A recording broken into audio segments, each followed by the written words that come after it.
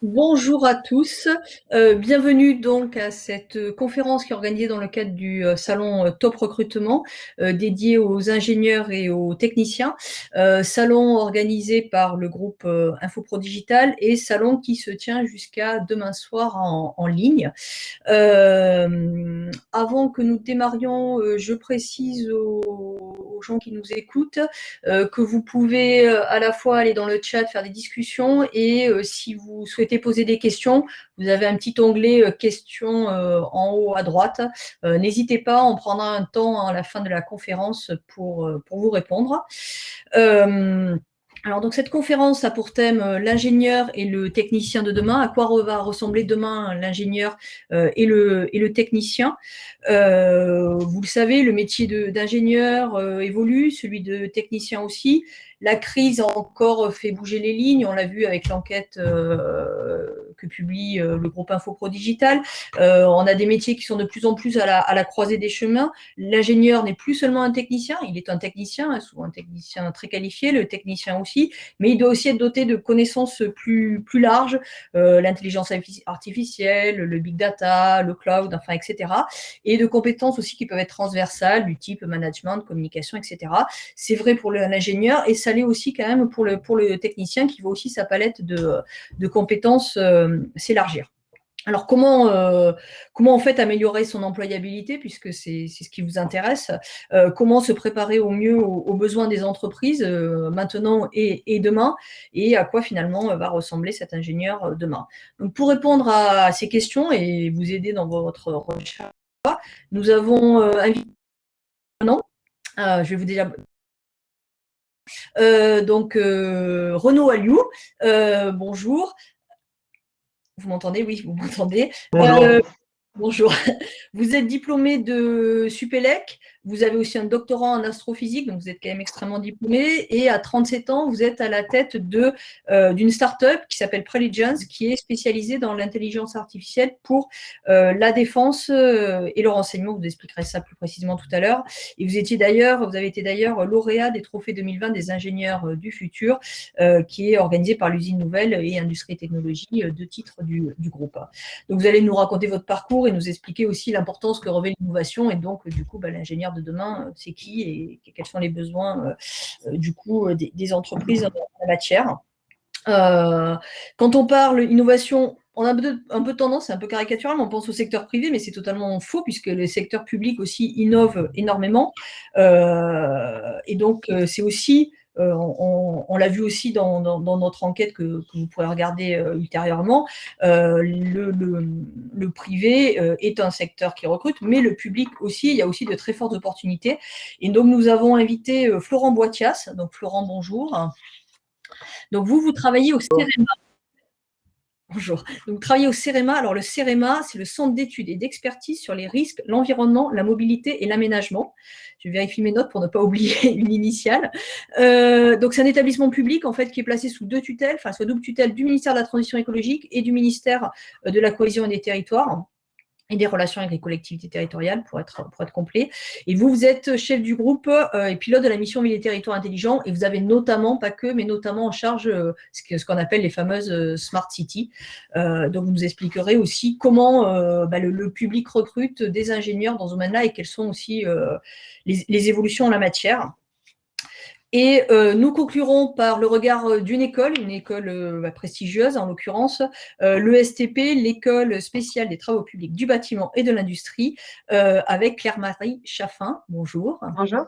Donc vous êtes directrice du développement des relations entreprises à l'ESTP, et vous allez nous expliquer comment en fait vous formez ces ingénieurs de demain, comment vous les formez pour répondre aux besoins des entreprises. Exactement. Voilà. Donc je vous propose de commencer un peu par une belle histoire, j'ai envie de dire, une de celles dont rêvent sans doute tous ceux qui nous écoutent. C'est la vôtre, Renaud Alliou, puisque je répète pour ceux qui viennent d'arriver, vous êtes aujourd'hui à 37 ans à la tête d'une start-up Preligence.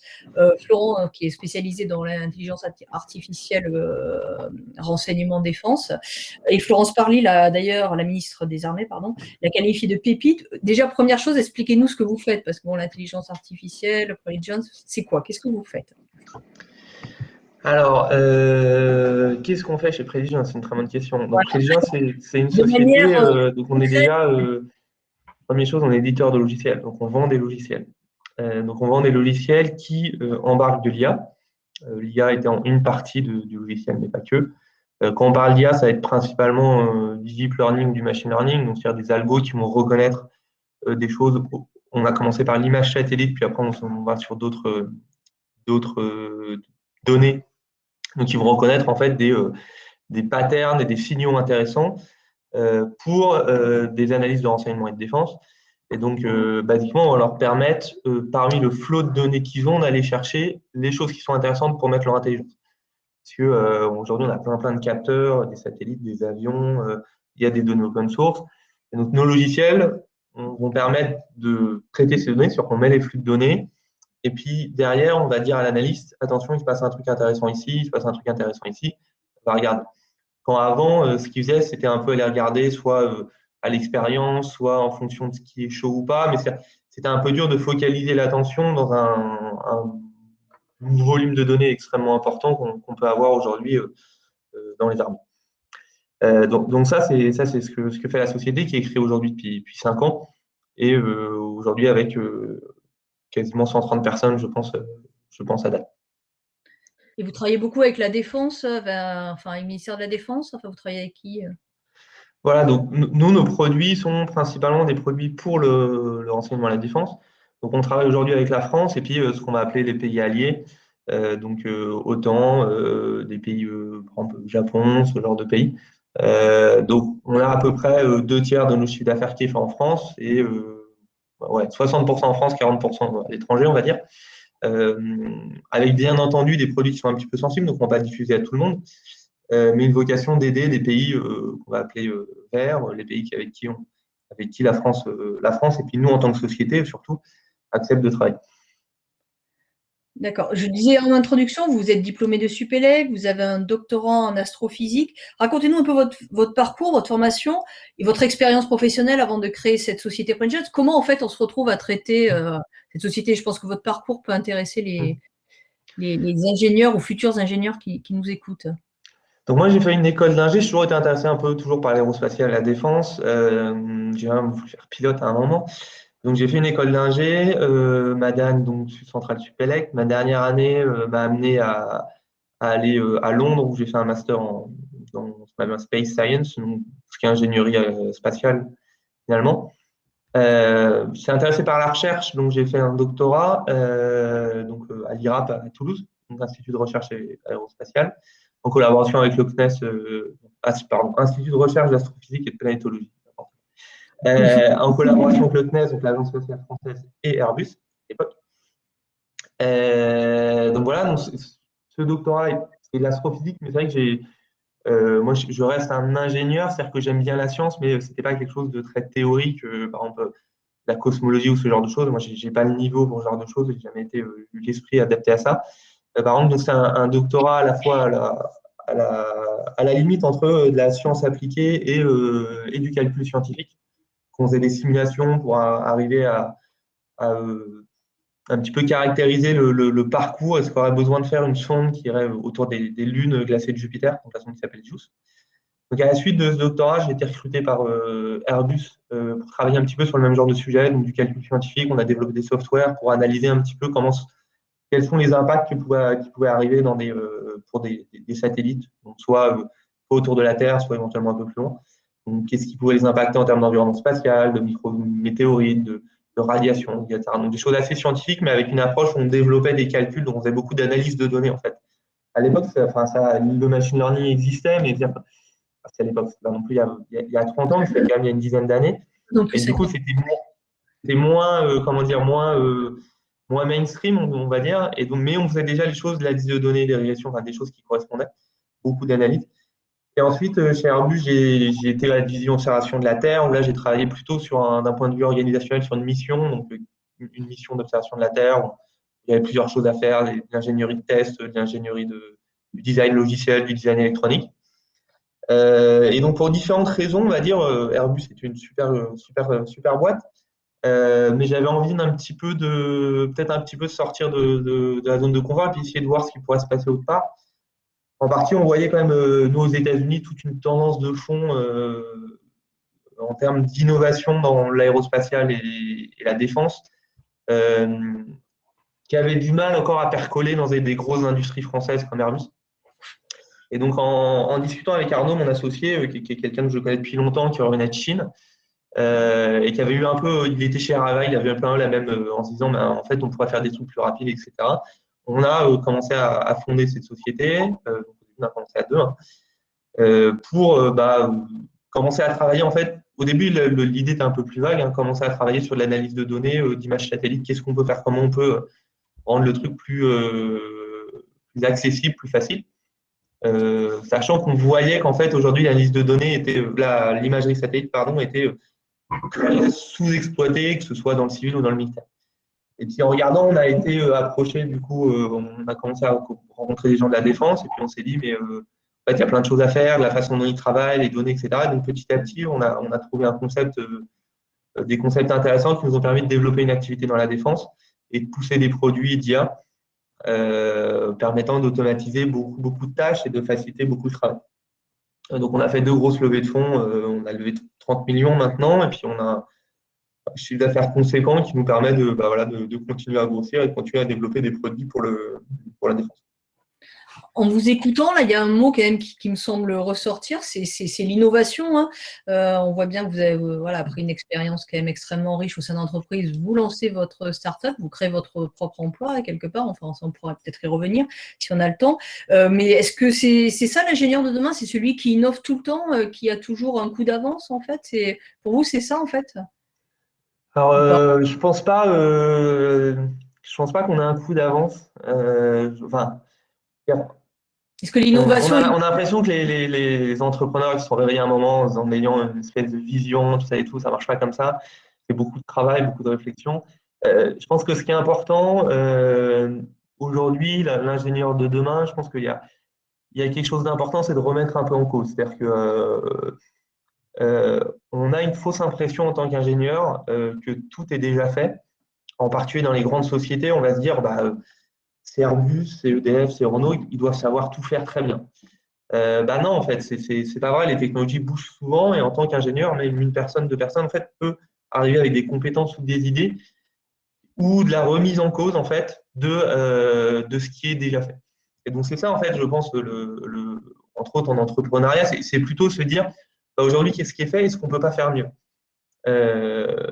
Ça ne veut pas dire être spécialement plus intelligent, plus fort. C'est juste avoir ce côté où aller un petit peu creuser, soulever le capot et dire, mais en fait, ce truc-là, peut-être qu'on pourrait l'améliorer et peut-être qu'on pourrait l'améliorer avec des nouvelles technologies qui arrivent. Et en fait, c'est que ça va rejoindre un peu c'est quoi l'ingénieur de demain, c'est que aujourd'hui, on a des technologies, en particulier dans le numérique, qui vont très très vite. Et donc, c'est très dur. Moi, je le vois au quotidien, c'est très dur d'être à la page.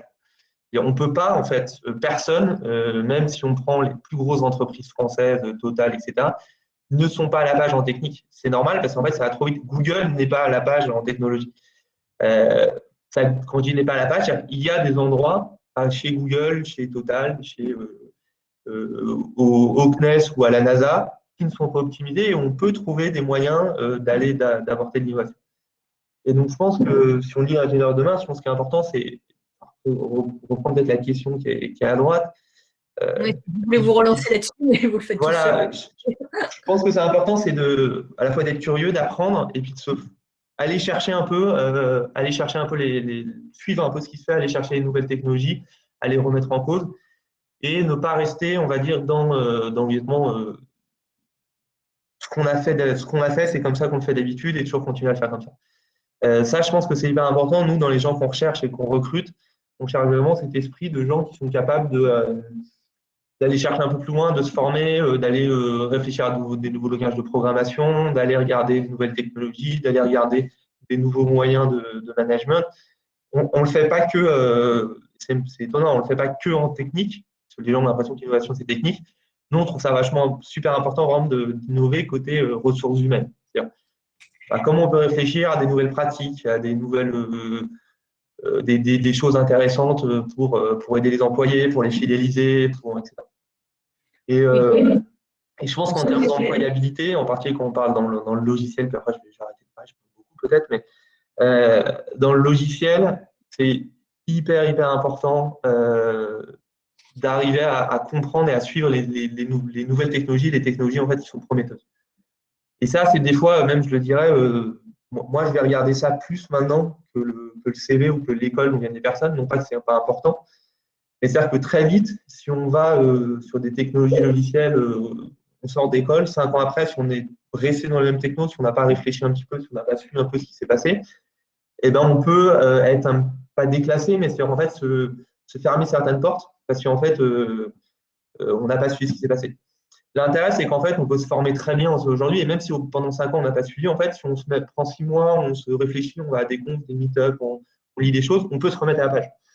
Donc, il y a des gens qui se remettent à la page en permanence, et en termes de management, de logiciel, de technologie HR, etc. Je pense que c'est ça aujourd'hui un petit peu l'avenir. Ce qui est intéressant, parce que ça permet d'avoir des carrières au public qui sont beaucoup plus multiples que peut-être qu'on pouvait avoir il y a 20 ou on va dire il y a du temps de nos parents qui souvent faisaient la même. On va dire mon grand-père, il est rentré à la SNCF, il est resté toute sa carrière à la SNCF de 19 ans à 65 ans et c'était une carrière super et hyper intéressante. Aujourd'hui, c'est vrai que c'est plus des choses qui se font obligatoirement comme ça. Donc, si on doit retenir un message, en fait, c'est finalement être toujours à la page, se tenir en permanence informé et essayer d'évoluer, Pour remettre en cause, ouais. remettre en cause. Quel que soit le profil, je rebondis sur la question, effectivement, vous avez un profil archi-diplômé, mais c'est valable aussi même pour une école d'ingénieur plus classique, quoi, qui va pouvoir aussi évoluer tout au long de sa carrière. Je vois Et puis je pense que c'est vraiment aussi, c'est vrai pour pas seulement les profils techniques, hein. Vraiment, nous les HR, on demande ça, les managers, le marketing, tout le monde, savoir aller un peu remettre en cause les pratiques, quoi.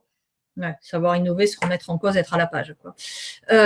Dans la fonction publique, enfin, le privé évolue évidemment, mais pas seulement, hein, je le disais tout à l'heure, la fonction publique sont aussi des fortes opportunités d'emploi, avec aussi des évolutions. L'ingénieur d'hier n'est pas le même que celui d'aujourd'hui et ni de demain dans la fonction publique.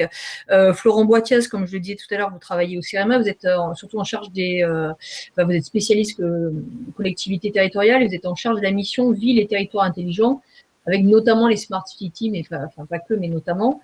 On entend de plus en plus parler des smart cities, on va dire que c'est à la mode, mais enfin, c'est quelque chose qui se développe, hein. Le numérique, de manière générale, a investi la ville. Qu'est-ce que ça change, en fait, déjà cette arrivée du numérique dans le monde des collectivités territoriales? Bonjour et merci pour l'invitation. Tout d'abord, n'hésitez pas à me dire si l'évolution On vous entend, tout va bien. s'il y a des difficultés. Alors, pour répondre à votre question, la Smart City, déjà, ce qu'il faut voir de manière très macro, c'est deux mondes qui ne se connaissent pas au départ, le monde du numérique d'un côté, le monde de la ville de l'autre, qui se rencontrent. Et on voit tout de suite le choc que ça peut être en termes de culture professionnelle, d'habitude de travail, de connaissance des phénomènes de l'urbanisme. Alors, c'est un concept qui est apparu dans les années 2000, 2005. Et à l'époque, la question, c'était qu'est-ce qu'on peut faire avec le numérique dans la ville pour résoudre des problèmes que les urbanistes se posent depuis des décennies, n'ont pas forcément réussi à résoudre. Bon, évidemment, c'est pas si simple, mais on a assisté à l'époque à une phase de tâtonnement un petit peu légitime, avec une approche très techno, hein. On a une nouvelle technologie, le numérique, on teste, on essaye tout azimuts, on voit ce qu'on peut faire avec. Alors, pour revenir sur le fait d'être à la page, comme ça vient d'être dit, pour le secteur public, c'est un saut technologique important, et pour les développeurs de solutions, de l'autre côté, c'est la découverte d'une culture qui ne connaissent pas, de la ville, les enjeux. Donc ça, c'était la première phase de la Smart City, on va dire. Et puis, il y a eu une réaction dans les années 2010-2015. Il y a eu une phrase clé qui revenait dans tous les discours à l'époque, c'est remettre l'humain au cœur. La techno pour la techno, c'est fini. On doit maintenant répondre aux besoins, mettre le numérique au service des politiques publiques et non l'inverse. C'est pas la ville qui est intelligente, c'est les gens. Mettre l'intelligence collective, humaine, aux commandes. Donc en fait, reprendre la main sur le numérique. Et c'est à ça qu'on assiste ces dernières années. Donc, on a une rencontre finalement entre deux mondes, le numérique et le monde de l'urbanisme, avec l'humain au centre. Est-ce que du coup, les collectivités, enfin, cette nouvelle donne, ça implique de nouvelles compétences aussi, la recherche de nouvelles compétences en termes d'ingénieurs et de techniciens? Oui. Alors, en fait, cette Smart City, elle accompagne un phénomène plus large dans la société qui est la transition numérique. Et la transition numérique, c'est une révolution qui n'est pas que technique, qui est aussi culturelle, qui fait passer la puissance publique, par exemple, du faire pour au faire avec, qui change les pratiques. On a des nouveaux outils, on a des smartphones, on a la géolocalisation en permanence, qui n'arrivait pas jusqu'à ces dernières décennies. On est toujours en lien avec une communauté. On a des nouveaux services qui sont adaptés, qui sont personnalisés, qui génèrent du coup des attentes nouvelles, qui fait évoluer la relation des citoyens avec la puissance publique. On a une horizontalisation des relations, si je puis dire, c'est-à-dire qu'on n'a plus trop de... Enfin, le lien hiérarchique diminue au profit de relations plus horizontales, ce qui change aussi les attentes du point de vue en termes d'exigence d'information, de transparence, de participation à la décision.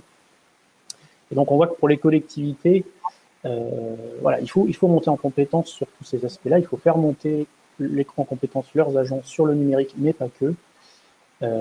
Alors on a des profils assez techniques autour de la donnée. On a entendu parler de data scientist, de data analyst, par exemple.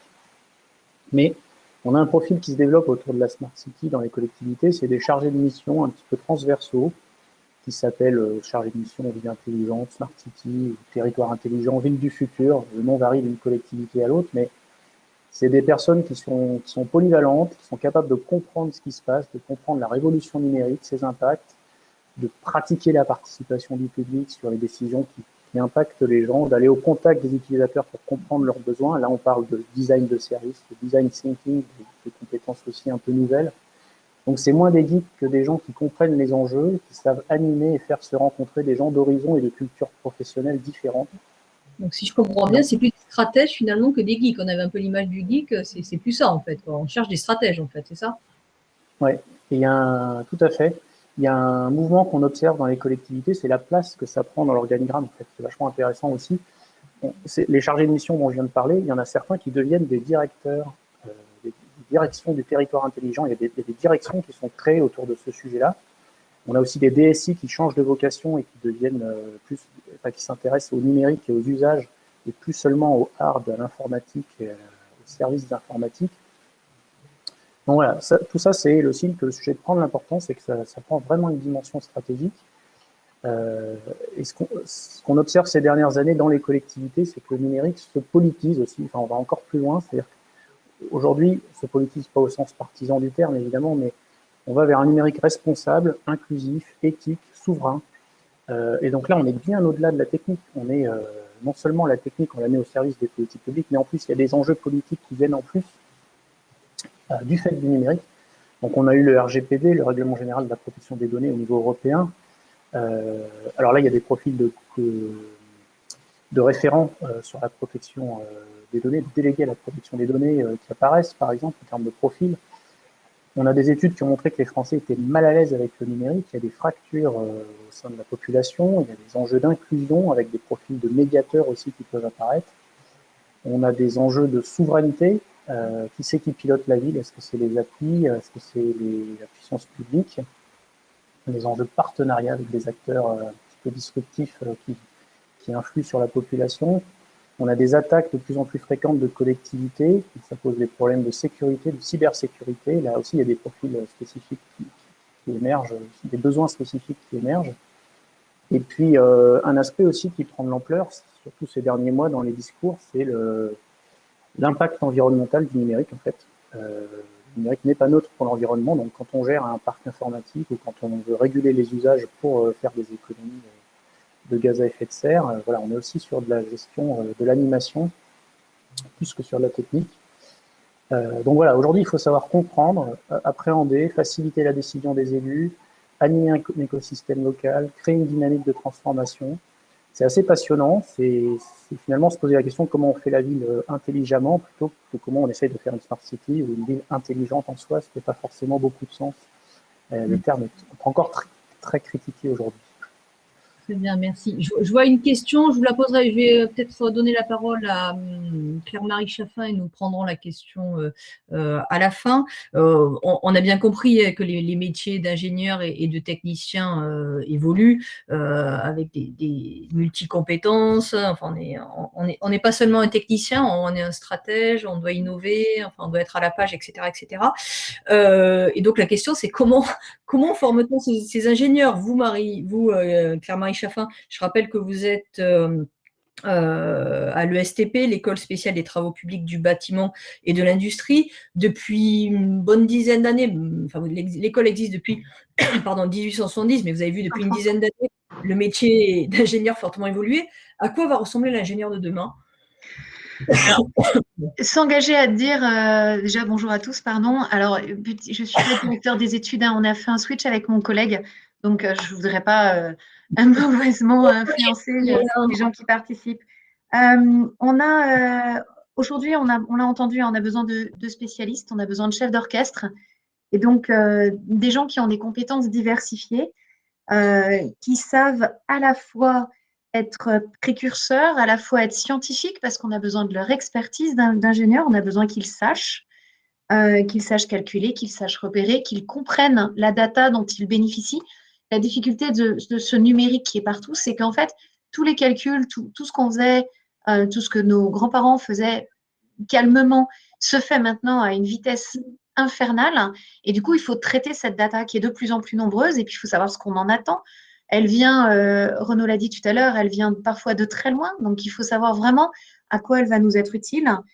Nos ingénieurs, ça doit être aussi des managers, c'est-à-dire des gens qui vont être capables de faire travailler les uns et les autres en respect de leur culture différente, en respect de leurs attentes différentes, dans une organisation du travail différente. On le vit depuis un an. Donc, savoir travailler à distance, en multiculturalité, en respectant une égalité de traitement. On parle beaucoup de l'égalité femmes-hommes, mais il y a plein d'autres égalités à admettre et à respecter et à savoir gérer. Donc, tout ça, c'est ce qu'on attend aujourd'hui de ces chefs d'orchestre. On va aussi attendre d'eux qu'ils soient agiles. On aime bien ce mot-là à l'ESTP Paris, en fait, ce mot de agile, innovant, curieux, en fait. On n'est pas innovant en claquant des doigts. On est innovant parce que on a été habitué à se poser des questions, à questionner ce qui nous entoure, à regarder l'information, à être curieux d'un nouveau bâtiment qui se crée en disant tiens, c'est marrant, ils ne font pas comme d'habitude, pourquoi ils font ça comme ça? Et c'est de ça dont va venir cette innovation dont on a besoin et dont la construction aujourd'hui est vraiment source d'innovation plurielle. Et puis, on a besoin, juste des ingénieurs qui vont savoir influencer. Vous disiez, Florent, tout à l'heure qu'il fallait travailler avec plusieurs intermédiaires et travailler dans des communautés et des villes.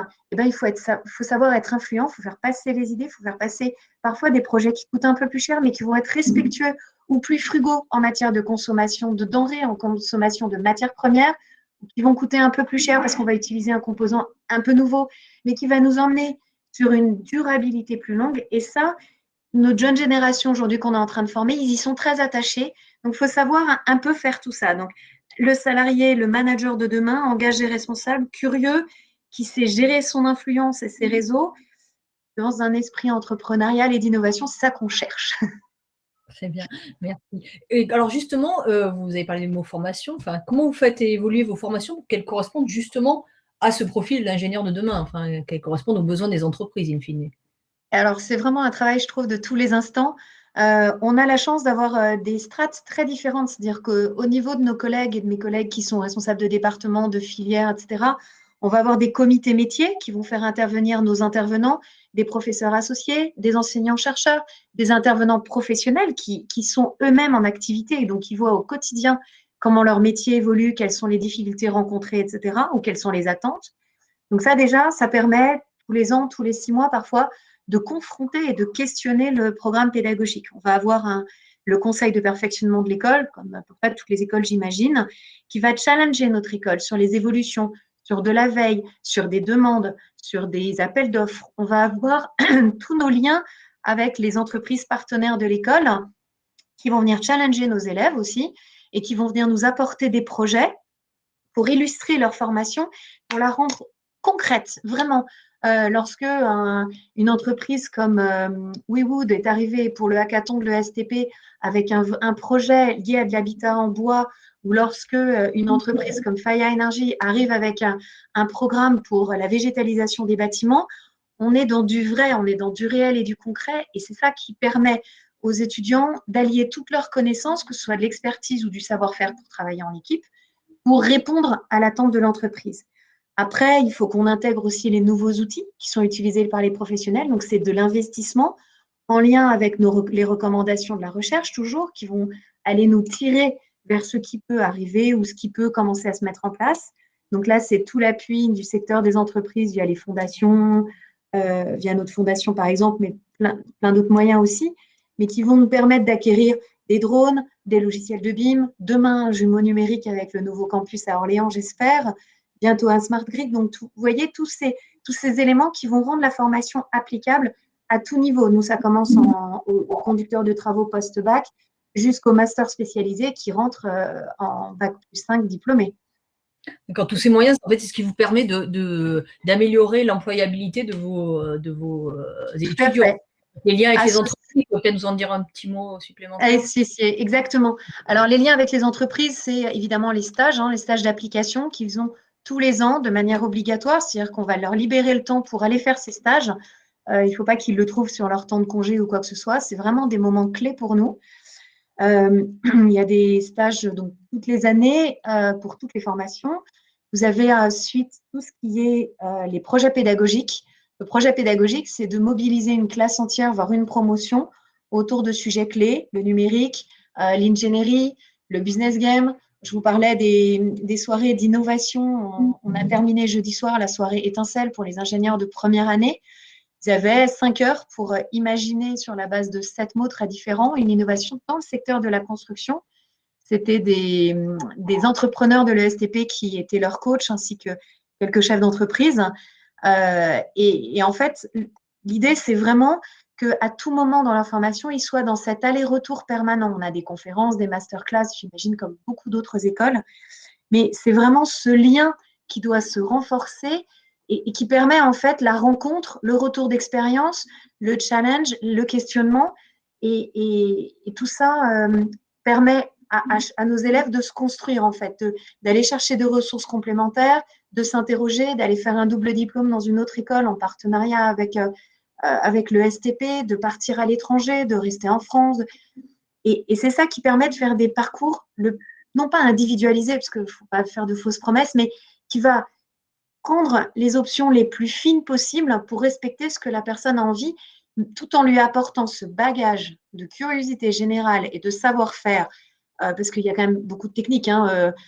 L'ingénieur, il a une expertise qu'il ne faut jamais perdre, mais qui est accompagnée de cette curiosité qui va l'amener à avoir des parcours dont Renaud parlait, très diversifiés. J'ai pensé à autre chose, mais ça m'a échappé.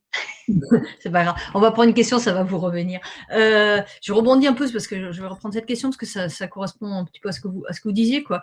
On a un auditeur là qui nous dit: est-ce que l'on recrute des profils d'ingénieurs un peu polyvalents qui ont exercé des métiers différents? En gros, est-ce qu'on veut des super spécialistes ou est-ce que quelqu'un qui a un profil un peu polyvalent avec des métiers différents, il va finalement aussi pouvoir facilement trouver un emploi ou non? Et dans ce cas-là, qu'est-ce qu'il faudrait qu'il fasse, quoi? Peut-être de répondre un peu chacun votre tour.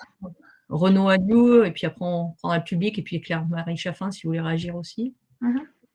De notre côté, ça dépend toujours de ce qu'on appelle polyvalence. C'est-à-dire que nous, j'ai un de mes développeurs qui est un ancien chef de restaurant qui s'est reconverti.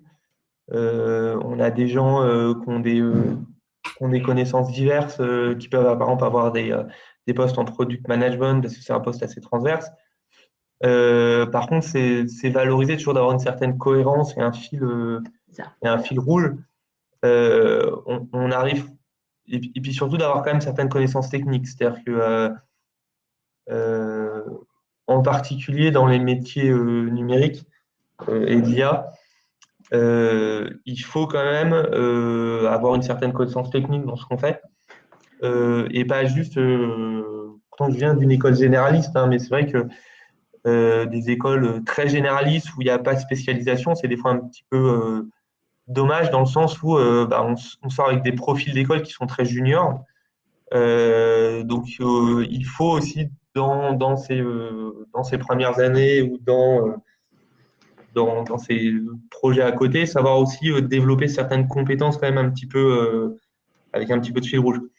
Donc ça dépend. La polyvalence, en fait, il faut de la polyvalence et il faut de la cohérence. Donc, faut pas que la polyvalence aille vers quelqu'un qui ait fait à la fois de la mécanique, à la fois comment dire, 6 mois de mécanique, 6 mois de biologie, 6 mois de.